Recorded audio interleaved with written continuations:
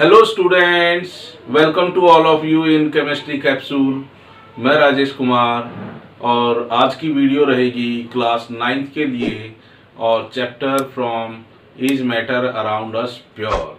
तो कंपाउंड के लिए क्या डेफिनेशन रहेगी? Compound is a pure substance which is formed by chemical combination of two or more elements in fixed ratio of their masses। तो जितने भी एलिमेंट्स का हम यूज़ करेंगे किसी कंपाउंड को बनाने के लिए या किसी कंपाउंड की फॉर्मेशन के लिए, तो उन एलिमेंट के मासेस का फिक्स रेशियो होगा उस पर्टिकुलर कंपाउंड को बनाने के लिए। तो अब मैं डिस्कस करूँगा how many types of compounds. तो कंपाउंड्स कितने टाइप्स के होंगे? Types of compounds, there are 2 types of compounds. तो 2 तरह के कंपाउंड्स होंगे। इनऑर्गेनिक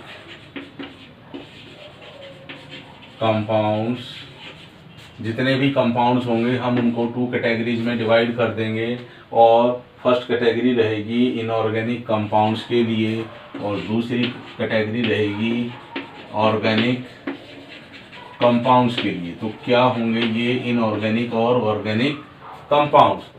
तो इनऑर्गेनिक कंपाउंड्स वो होंगे which are obtained from non living things such as rocks and minerals.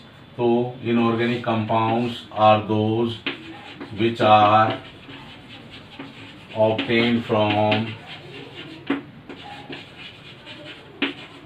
non-living things, plant things, rocks and minerals। तो ऐसे कौन कौन से कंपाउंड्स हैं जो इनऑर्गेनिक की तो कौन कौन से एग्जांपल्स होंगे इनऑर्गेनिक कंपाउंड्स के लिए? कॉमन सॉल्ट जो हम यूज़ करते हैं अपने खाने के लिए, उसका फॉर्मूला होता है NaCl और होगा वॉशिंग सोडा।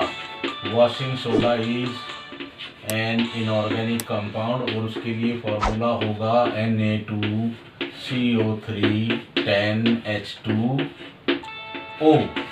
और बेकिंग सोडा भी अपना इनऑर्गेनिक कंपाउंड है और बेकिंग सोडा के लिए क्या फॉर्मूला होगा? NaHCO3। एक और हम यहाँ एग्जांपल लेंगे इनऑर्गेनिक कंपाउंड का, वो है सल्फ्यूरिक एसिड और उसके लिए फॉर्मूला रहेगा H2SO4। और नाइट्रिक एसिड भी एक इनऑर्गेनिक कंपाउंड है और उसके लिए फॉर्मूला रहेगा HNO3। तो यहाँ हमने कुछ एग्जांपल्स दिए हैं इनऑर्गेनिक कंपाउंड्स की। अब हम बात करेंगे ऑर्गेनिक कंपाउंड्स के बारे में। तो ऑर्गेनिक कंपाउंड्स कौन से होंगे? यहाँ हम देख रहे हैं इनऑर्गेनिक वो होंगे जो नॉन लिविंग से हमें मिलते हैं। तो ऑर्गेनिक कंपाउंड्स वो होंगे जो हमें मिलेंगे लिविंग थिंग्स से, जैसे plants and animals.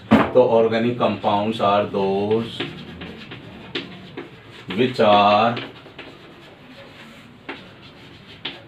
obtained from plants and animals। तो ऐसे कंपाउंड्स जो हमें प्लांट्स और एनिमल्स से मिलते हैं वो होंगे ऑर्गेनिक कंपाउंड्स और जनरली हम इनको बोलते हैं कार्बन कंपाउंड्स, क्योंकि इन कंपाउंड्स में जो मेन एलिमेंट होगा वो क्या होगा? कार्बन। और कौन कौन से रहेंगे ये ऑर्गेनिक कंपाउंड्स? जैसे प्रोटीन्स हमें प्लांट से मिलती है और एनिमल से भी मिलती है, ऑयल्स, फैट्स, कार्बोहाइड्रेट्स एटसेट्रा। तो ये एग्जाम्पल रहेंगे ऑर्गेनिक कंपाउंड्स के। तो ऑर्गेनिक कंपाउंड्स कौन से होंगे? ऑर्गेनिक कंपाउंड्स वो कंपाउंड्स होंगे जो हमें मिलेंगे प्लांट्स और एनिमल्स से, means from living things. And inorganic compounds कौन से कंपाउंड होंगे? those compounds which are obtained from non-living things such as rocks and minerals. अब मैं यहाँ डिस्कस करूँगा कुछ ऐसी प्रॉपर्टीज जो हमें कंपाउंड्स में देखने को मिलेंगी और क्या क्या रहेंगी वो प्रॉपर्टीज, उसको हम वन बाय वन यहाँ डिस्कस करेंगे. तो first is there is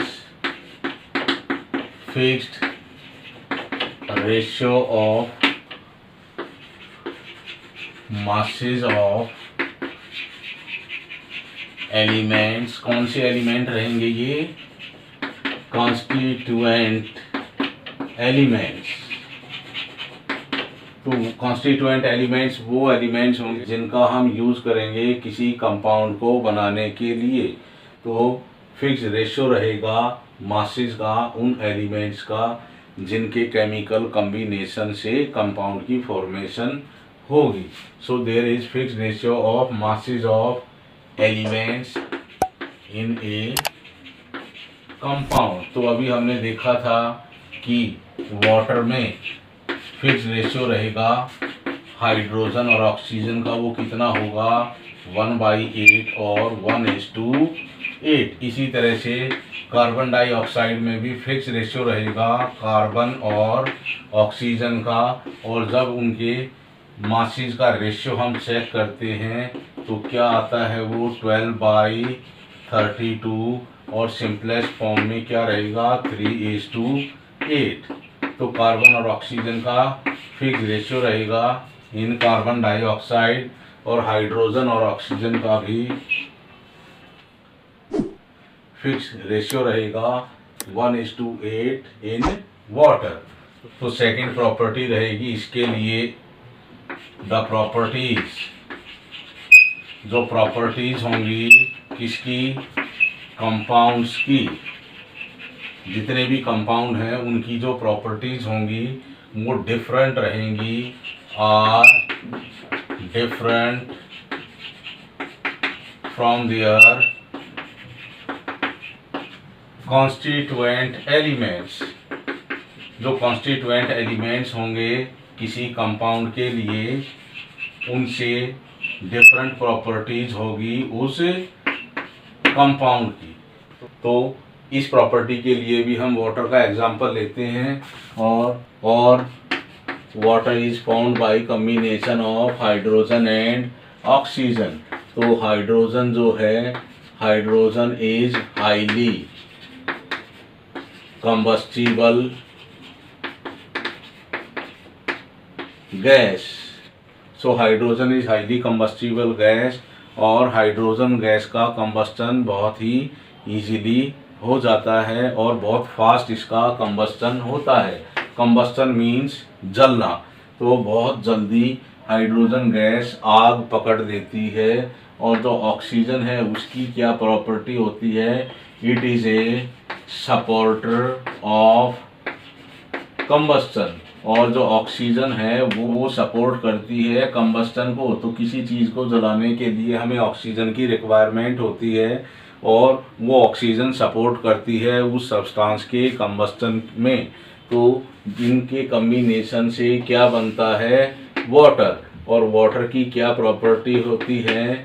neither combustible, ना तो ये जलता है, नोर सपोर्टर ऑफ कंबस्टन. तो वाटर जो बनेगा bye combination of hydrogen and oxygen, तो वो वाटर ना तो जल सकता है और ना ही वो किसी चीज़ को जलाने में हेल्प करता है. तो हमने देखा कि जो प्रॉपर्टीज़ हैं इस वाटर की वो डिफरेंट होंगी इसके कॉन्स्टिट्यूएंट एलिमेंट्स हाइड्रोजन और ऑक्सीजन से. थर्ड प्रॉपर्टी क्या होगी कंपाउंड्स की? Compounds are homogeneous substances. तो जो उनकी कंपोजिशन होगी कंपाउंड्स की वो हर पार्ट में सेम मिलेगी. कहीं भी उसकी कंपोजिशन में कोई डिफरेंस नहीं मिलेगा किसी भी पार्ट में. फोर्थ प्रॉपर्टी होगी कंपाउंड्स की. क्या है वो? the compounds are having fixed melting point। तो जितने भी कंपाउंड्स हैं उनका मेल्टिंग पॉइंट फिक्स होता है। तो मेल्टिंग पॉइंट वो टेम्परेचर होगा किसी सब्सटेंस का जिस टेम्परेचर पर वो सब्सटेंस मेल्ट हो जाएगा, या ये कहें कि सॉलिड से वो लिक्विड स्टेट में कन्वर्ट हो जाएगा। तो इसके लिए हम एक एग्जांपल लेते हैं, और वो एग्जांपल लेंगे हम यहाँ पर आइस का, क्योंकि आइस हमने सबने देखी है। और आइस किससे बनती है? वाटर से, और वाटर का फॉर्मूला क्या होता है? H2O। तो जो मेल्टिंग पॉइंट है आइस का वो क्या है? 0 डिग्री सेल्सियस। तो 0 डिग्री सेल्सियस पर आइस मेल्ट हो जाती। तो ये इसका एक फिक्स्ड मेल्टिंग पॉइंट है। जिस तरह से इसका फिक्स्ड मेल्टिंग पॉइंट है 0 डिग्री सेल्सियस, इसी तरह से हर कंपाउंड का अपना एक फिक्स्ड मेल्टिंग पॉइंट होगा जब वो कंपाउंड सॉलिड स्टेट में होगा। एक लास्ट प्रॉपर्टी और बचती है कंपाउंड्स की, कि जब भी कभी कंपाउंड फॉर्मेशन होगी तो या तो एनर्जी रिलीज होगी या एनर्जी एब्जॉर्ब होगी। सो एनर्जी इज रिलीज्ड और absorbed during formation of A compound. तो जब भी कोई कंपाउंड बनेगा उस दौरान या तो एनर्जी रिलीज होगी या एनर्जी एब्जॉर्ब होगी। और जो वो एनर्जी रिलीज होगी जब भी कोई कंपाउंड बनेगा, वो एनर्जी किस फॉर्म में रिलीज होगी? That energy is release in the form of heat और लाइट। और कई बार और किसी कंपाउंड के फॉर्मेशन में जो एनर्जी रिलीज होगी वो दोनों ही फॉर्म में होगी, in the form of heat और लाइट। तो इसके लिए मैं एक एग्जांपल लूँगा कोल का। और कोल क्या है? कोयला है। और कोल इज हैविंग कार्बन। कोल के अंदर प्रेजेंट होता है कार्बन, और कार्बन के लिए सिंबल क्या है? C। और जब हम इस कोल का कंबस्टन करते हैं, उस कंबस्टन के दौरान या उस कोल को जलाने के दौरान जो एयर में ऑक्सीजन है वो इसके साथ केमिकली कंबाइन कर लेती है और CO2 में वो कन्वर्ट हो जाती है। और जब भी हम कोयले को या किसी दूसरे सब्सटेंस का कंबस्टन करते हैं या जलाते हैं तो वहाँ पर दो तरह की एनर्जी रिलीज होती है, heat energy and light energy. तो हमने देखा कि यहाँ हमने CO2 की फॉर्मेशन की है जब हमने कोयले का या कोल का कंबस्टन किया है, और इस केमिकल कॉम्बिनेशन से एनर्जी रिलीज हुई है, वो भी किस फॉर्म में? हीट और लाइट। तो जब भी कभी कोई कंपाउंड बनेगा या तो एनर्जी रिलीज होगी या एब्जॉर्ब होगी। तो यहाँ पर अपनी ये प्रॉपर्टीज कंपाउंड्स की खत्म होती हैं।